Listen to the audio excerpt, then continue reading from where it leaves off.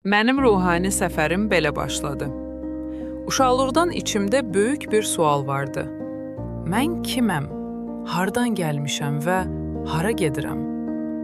Bu sual məni hər zaman düşünməyə vadar edirdi. Mən inanclı bir uşaqlıq keçirmişdim, amma içimdə daha dərin bir həqiqət axtarışı vardı. Zaman keçdikcə müxtəlif dini kitablar oxumağa başladım. Hər kitab mənə yeni bir fikir, yeni bir pəncərə açırdı. Bu oxuduqlarım məni Allaha daha çox yaxınlaşdırırdı. Lakin anlayırdım ki, axtardığım hələ tamamlanmayıb. Bir gün qərar verdim. Allaha daha ciddi bir addım atmalıyam və namaza başladım. İlk dəfə 7 il ardıcıl olaraq Şiə məzhəbinə uyğun namaz qıldım. O vaxt məni bəzi şeylər çox düşündürdü. Niyə səcdə qaydası fərqlidir? Niyə qunut daha uzun tutulur? Niyə Əhl-i Beyt mövzusu bu qədər xüsusi vurğulanır? Şiəlikdə Quran və Peyğəmbərin ailəsi, yəni Əhl-i Beyt, çox böyük sevgi və hörmətlə yanaşılır. Onlar 12 imamın elm və nur yolunu davam edən rəhbərliyinə inanırlar.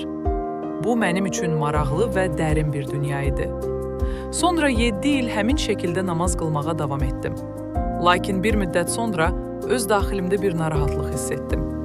Sanki içimdə bir səs deyirdi, bu yol ola bilər, amma sən hələ öz yolunu tam tapmamısan.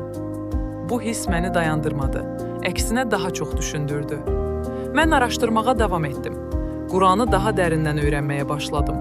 Fikir verdim ki, hər kəs ayələri öz məzhəbinin nəzəriyyəsi ilə görür.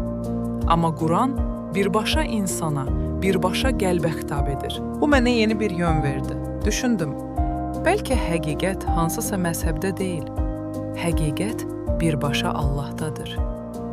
Beləcə ruhani səfərim başladı. Heç kim məni yönləndirmədi. Mən özüm axtardım, özüm hiss etdim, özüm böyüdüm. Və bugün anlayıram ki, məzhəbdən çox məna, formadan çox həqiqət vacibdir. Allaha qovuşmaq üçün insanın daxili işığını oyatması, öz ruhunu tanıması lazımdır. Növbəti videolarda isə mən bu səfərin daha dərin hissələrindən bəhs edəcəyəm. İzləmədə qalın. Videonu bəyənib, kanala abunə olmağı unutmayın.